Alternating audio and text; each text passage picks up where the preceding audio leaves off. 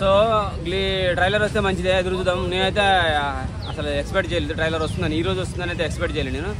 So భక్తికి సంబంధించిన cinema కాబట్టి ట్రోలర్స్కి కొంచెం రిక్వెస్ట్ చేసి చెప్తున్నాను నేను, ట్రోలింగ్ చేయకుండా ఉండండి. అఫ్కోర్స్ ఇప్పటివరకు జరిగినాయి పర్సనల్గా కూడా అటాక్ చేశారు మంచి ఫ్యామిలీ మీద. దయచేసి ఇకనైనా ట్రోలింగ్ ఆపేసి సినిమా పరంగా ఒక భక్తి భావంతో చూడండి. ఖచ్చితంగా మీకు ఒక మంచి సినిమా రాబోతుంది. గ్రాఫిక్స్ పరంగా కానీ, విజువలైజేషన్ పరంగా కానీ, దైవభక్తి సంబంధించిన పరంగా కానీ ఖచ్చితంగా మన భారతీయ సినిమా అనుకోండి, తెలుగు సినిమానే కాదు మన భారతీయ సినిమా అనుకోండి.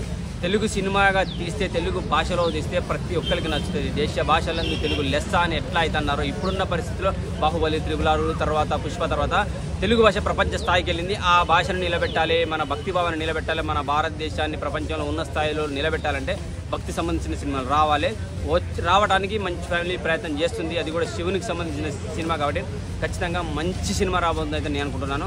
ఈ సినిమాకు ట్రోలర్స్ దూరంగా ఉంటే మంచి, లేకపోతే మీ ఛానల్ ఎగిరిపోతాయి, మీరు కూడా ఎగిరిపోతారు. అంత దారుణంగా ఉంటుంది పరిస్థితి. అంటే ఇప్పుడు అదొక విషయం. ఇందులో సంబంధించి ప్రభాస్ గారు అలాగే మోహన్ లాల్ గారు కూడా ఉంటున్నారు కదా, ఎలా ఉండొచ్చు ఫ్యాన్స్కి? సో పాన్ ఇండియా లెవెల్లో రిలీజ్ చేయాలి, ఒక 5-6 భాషల్లో రిలీజ్ చేయాలనుకుంటున్నారు కాబట్టి అన్ని భాషల్లోని ఒక మంచి నటుని పెడితేనే బాగుంటుంది అని అనుకుంటారు ఖచ్చితంగా ఎవరైనా. ఎందుకంటే ఒకటి భక్తిపరమే కాదు, కమర్షియల్గా కూడా చూసుకోవాలి. ఎంత పెడితే అంత రావాలని అనుకుంటారు.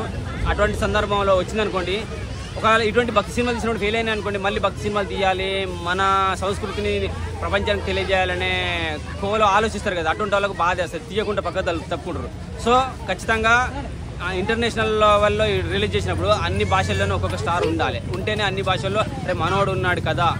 శివునికి సంబంధించిన సినిమాలో మోహన్ లాల్ గారిని ఏ విధంగా చూపించారు, మమ్ముట్టి గారిని ఏ విధంగా చూపించారు, లేదంటే కమల్ హాసన్ గారు ఉన్నాయని ఏ విధంగా చూపించారు, మనకు మన సంస్కృతి ఏమైనా ప్లస్ అయ్యే అవకాశం లేదని చెప్పి సినిమా చూసే అవకాశం ఉంటుంది. ప్లస్ అవుతుంది, దాని తద్వారా మనీ ఎర్నింగ్ వస్తుంది. సో మళ్ళీ ఇంకో సినిమా తీసే అవకాశం ఉంటుంది. సో అటువంటిప్పుడు భారతదేశ చరిత్రను కానీ, సంస్కృతి కానీ ప్రపంచానికి తెలియజేయాలని ప్రొడ్యూసర్లకు కూడా ఉత్సాహం కలుగుతుంది, మంచి సినిమాలు తీస్తారు. సో భక్త కన్నప్ప కూడా అటువంటి కోలేదు కాబట్టి ఆల్రెడీ మనం కృష్ణరాజు గారు భక్త కన్నప్ప చూసాము, అది ఎంత సంచలనమైన విజయం అందరికీ తెలిసిందే.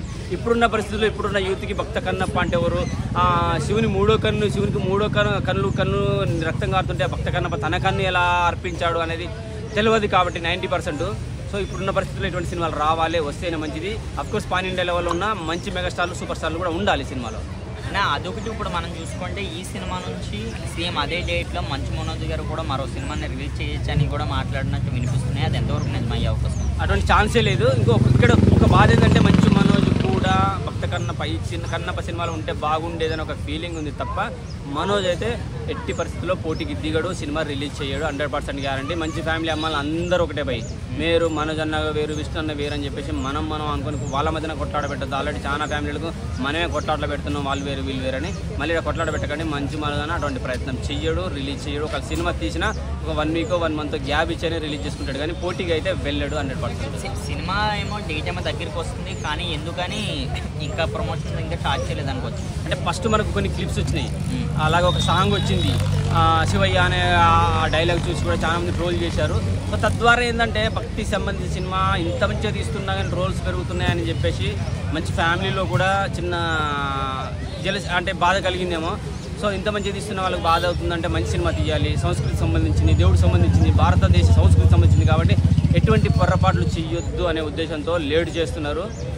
సో అందువల్ల లేట్ అవుతుంది. లేట్ అయినా కానీ ఆల్రెడీ చూసాము. అఫ్కోర్స్ మీకు కొన్ని ఇబ్బంది అనిపించినా కానీ విజువల్ పరంగా చాలా బాగా అనిపించింది. శివునికి సంబంధించిన ఒక సాంగ్ వచ్చినప్పుడు చాలా మంచి విజువల్స్ కనబడ్డాయి కాబట్టి ఇంకా జాగ్రత్తలు తీసుకుంటున్నారు. ఎందుకంటే ఇట్లనే ఆశీర్వాదాలుగా తీసుకుంటున్నట్టున్నారు వాళ్ళు.